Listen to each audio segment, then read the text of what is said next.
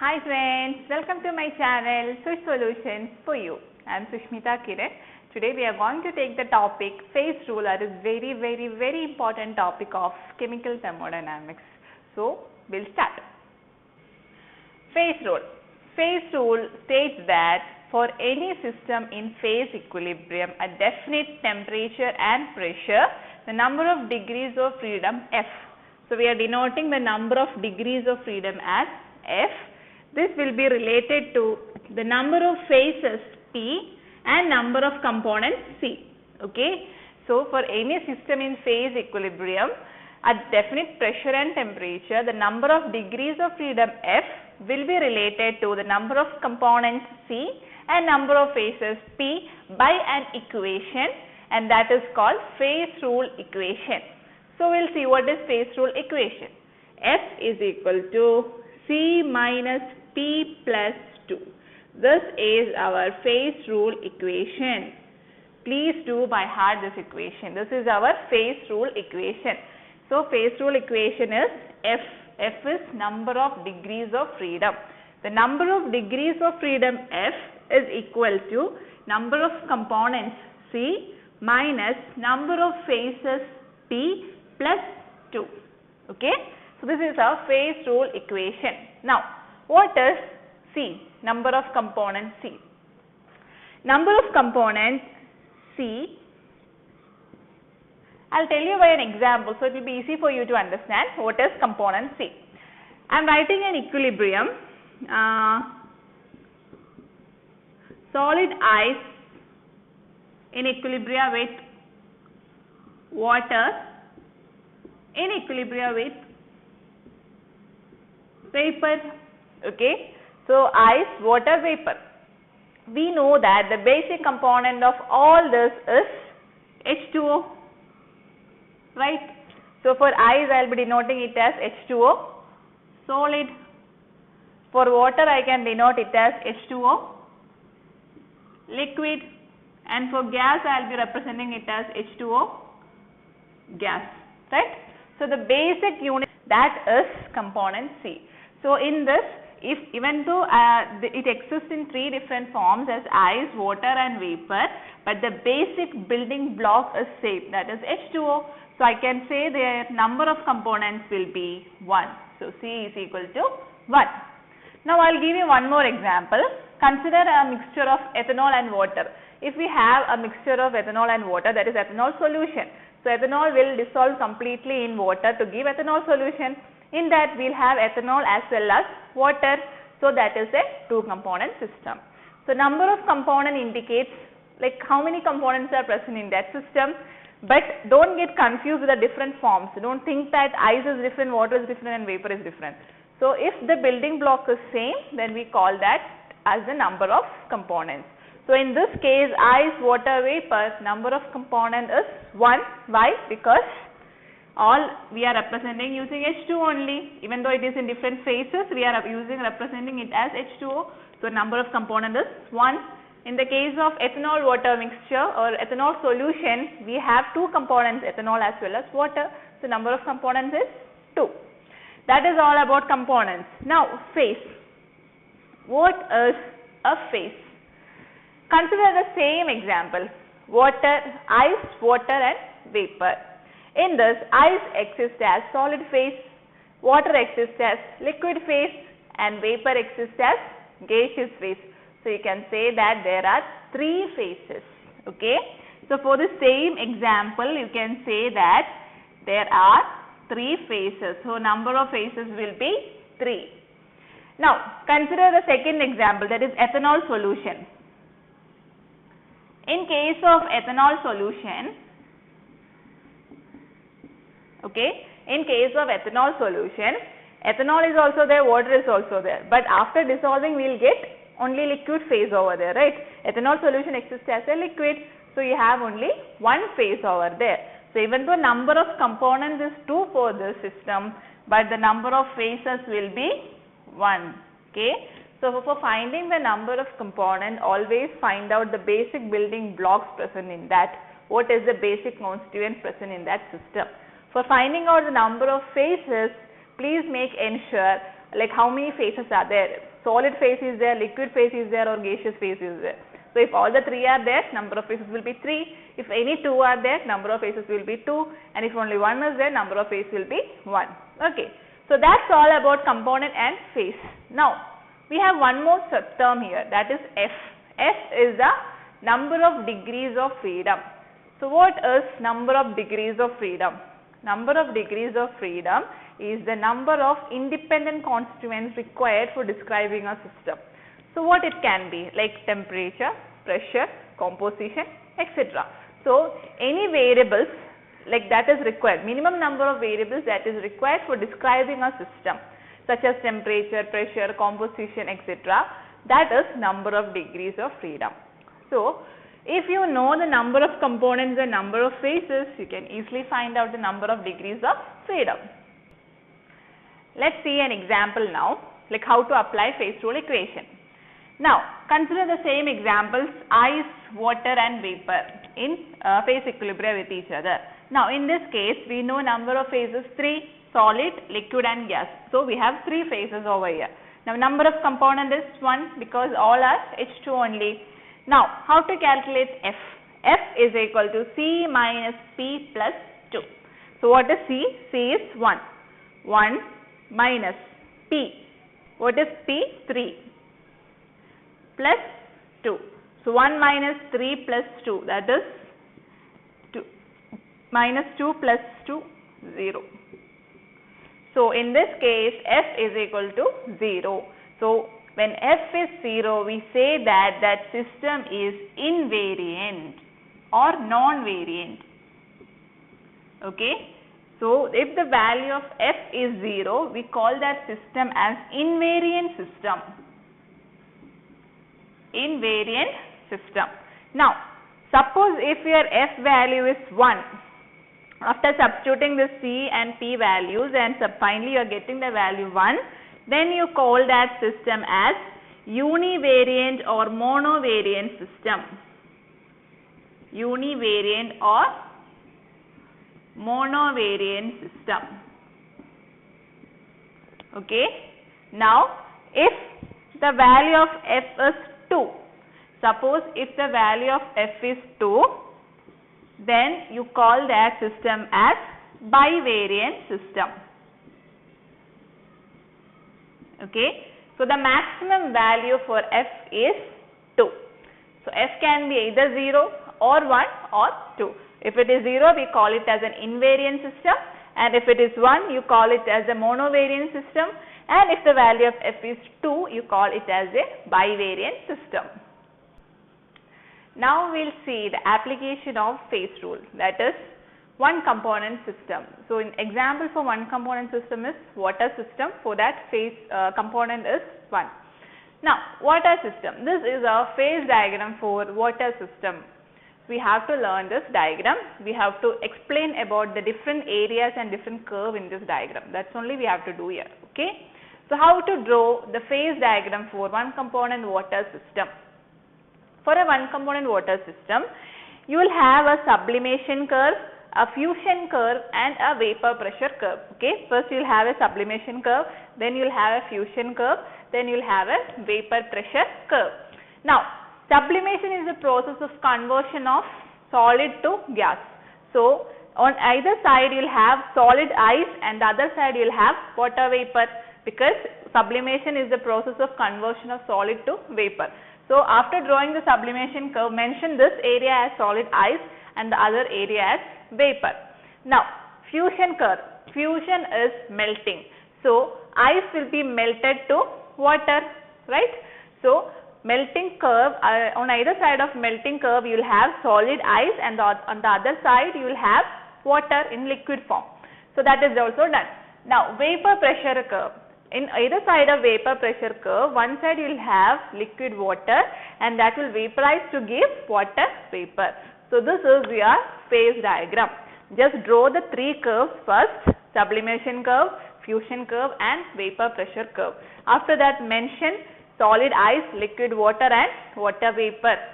Now in this diagram you can see a point O where all the 3 curves will merge. So that point is called triple point O. So mark your point O as triple point. Okay. Now about these values I will be explaining. So at that time we can see. So this is the basic diagram for one component water system. Represent all the three curves and mark all the three areas. Now we will see this in detail. First we will check the area BOC. So area BOC. BOC. This is our area BOC. Now in this area BOC, water exists as solid ice, right? So only you can find solid ice in that. You don't have any liquid water or you don't have any vapor in that area. So in this area you can say that number of phase P is 1 because only solid ice is there. Now second one, component. Since this is a one component system, we know component will be 1. Okay. So find out the number of degrees of freedom F. F is equal to C minus P plus 2, that is 1 minus 1 plus 2, that is equal to 2. So a number of degrees of freedom F is equal to 2 for this area BOC. So you can say that the system is bivariant in this area. Okay. So what it means? It means that you need to describe both temperature as well as pressure for marking any point in this area. Suppose you wanted to find out what is the value at this particular point in this area, then you need to know both temperature and pressure. So two variables are required for describing any point in this area. That is meant by F is equal to 2. So that is all about our first area BOC. Okay. Second one is curve OA. Curve OA. What is curve OA? That is vapor pressure curve. Okay, we are not dealing with the area. Now we are explaining about this curve OA. So this curve is also known as boiling point curve or vapor pressure curve. On one side it is having water and other side it is having vapor. Okay, so we know that for the curve OA, number of phase will be 2. Why? Because it have liquid water also and it have water vapor also. So one is in liquid form and the other one is in gaseous form. So number of phases is 2 and number of component is 1 because it is a one component system.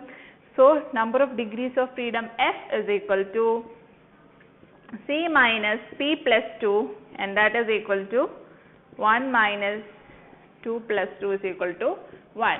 So our system is monovariant or univariant when you are considering about this curve OA. Okay. So what it means? F is equal to 1. Only one variable is required for describing the system. If you know the temperature, then you can predict the pressure at any particular point on this curve OA. Okay. Now, if you see the curve, you can see that OA ends at a particular value 374 degrees Celsius and the corresponding pressure is 218 atmosphere. What it means? We don't have any, like the curve won't extend above this temperature and pressure. Why?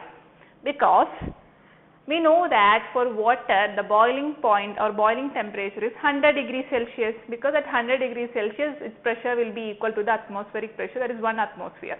Now for 100 degrees Celsius our water will start to boil.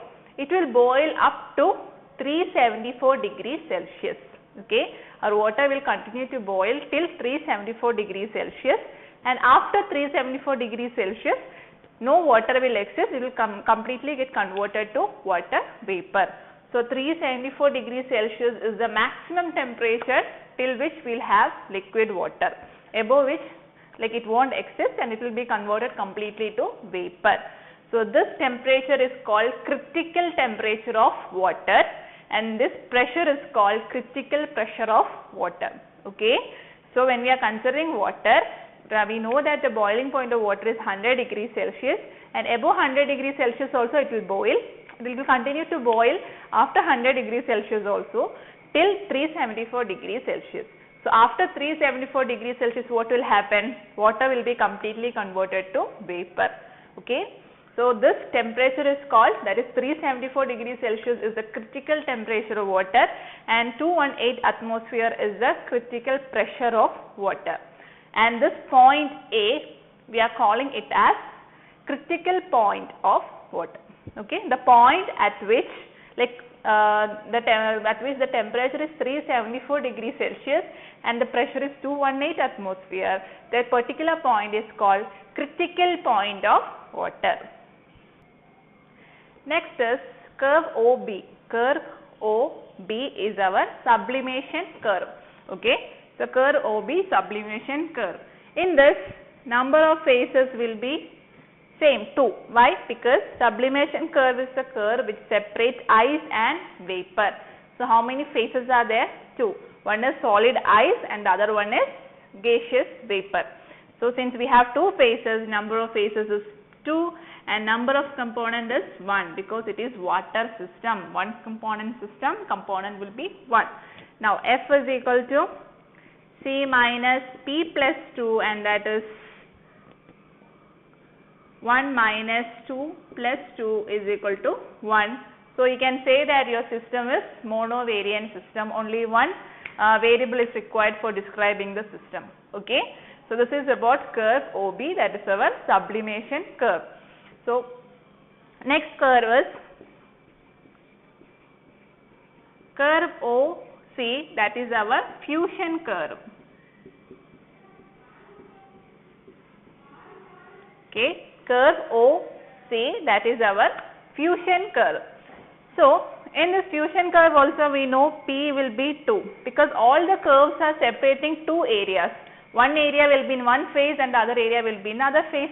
So that curve is separating 2 phases, so definitely the number of phases will be 2. In the case of this curve OC, it is separating solid ice and liquid water, so number of phases will be 2. And number of components is again 1. So F is equal to C minus P plus 2, that is 1. So we can say that our system is monovariant for this curve OC. Okay. Now you can see that the curve OC, that is our fusion curve, is slightly bent towards our pressure axis, right? This curve is slightly bent towards this axis. Why? Because fusion curve is representing the melting of ice. Okay. So when we are increasing the pressure is increased, it will lower the rate of melting. Melting will be decreased. That's why this OC curve is slightly inclined towards our pressure axis. Okay. So as we increase the pressure, melting of ice will be reduced. The rate of melting will be reduced. That's why the curve OC is slightly bent towards our pressure axis. Next is triple point. So triple point is the point where all the 3 curves, that is sublimation curve, fusion curve and vapor pressure curve meets. Okay, the point at which all the 3 points meet, that is our triple point O. Now in case of water, at the triple point, the corresponding temperature and pressure is 0.0075 degrees Celsius and 4.58 mm of mercury. So this is the corresponding temperature and pressure at the triple point in case of water. Okay, so that is triple point. Next is metastable equilibrium OA dash. So what is metastable equilibrium? If you see in this figure, after OA, slightly it is extending to this portion as OA dash. So OA dash represents supercooled liquid. Okay, supercooled water. Now what is supercooled water? Supercooled water is if you are cooling water by keeping it in a clean vessel without stirring it off, then we will get supercooled water.